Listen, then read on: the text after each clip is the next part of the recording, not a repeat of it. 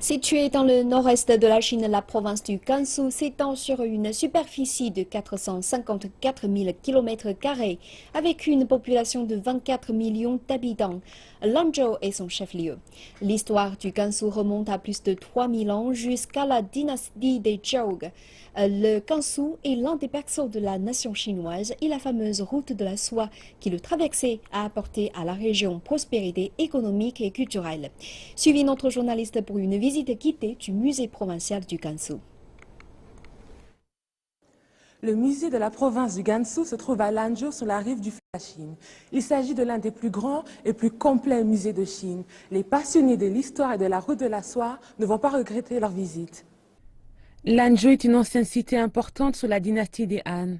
Une visite du musée provincial du Gansu permet de plonger dans l'histoire de la Chine et dans le passé glorieux de la région du Gansu. Le musée provincial du Gansu représente non seulement une fenêtre sur le passé de la route de la soie, mais retrace aussi l'histoire de la province et de ses richesses cachées.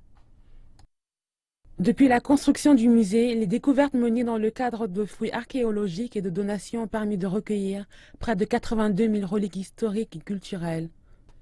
L'une des pièces maîtresses du musée, le cheval de bronze, surnommé aussi cheval volant, a été découvert dans une tombe de la dynastie Han. D'une hauteur de 34,5 cm à peine, la sculpture représente le moment précis où seul le sabot arrière droit du cheval galopant dans les airs se pose sur une hirondelle, elle-même en plein vol. La pièce de plus de valeur dans le musée est le cheval volant en bronze. Cet objet a été découvert et déterré par un agriculteur le siècle dernier à Wuwei.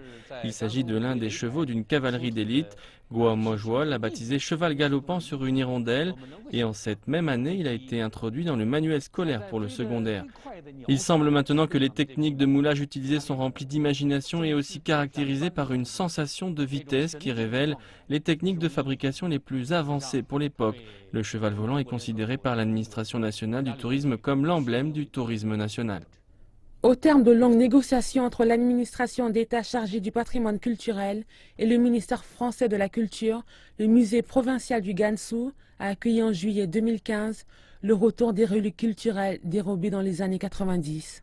Il s'agit de 32 plaques rarissimes en or massif et incisé datant du 7e siècle avant Jésus-Christ. Le conservateur du musée a donné quelques détails sur la restitution de ces œuvres et a reconnu que la France avait changé la donne en restituant ce trésor. Elle a fait un bon exemple de par le monde en matière de la préservation des vestiges. Le processus des négociations se déroulait de manière fort dramatique. Tout d'abord, le musée Guimet pensait que ces reliques culturelles méritaient des discussions quant à ses origines, et ce fut ainsi que le musée Guimet a rendu les pièces à un célèbre collectionneur, Christian Dedier, qui nous a ensuite restitué les reliques. Selon la loi française, les actions de M. Dedier et du musée Guimet sont conformes à la loi. Cela en dit long sur la générosité du peuple français qui a su gagner notre respect. Les efforts déployés par la Chine et la France ont abouti à la restitution des pièces. À l'échelle internationale, la confirmation des propriétaires des œuvres d'art est une première étape qui permettra dans les années à venir d'ouvrir de nouvelles possibilités en matière de recherche de reliques culturelles.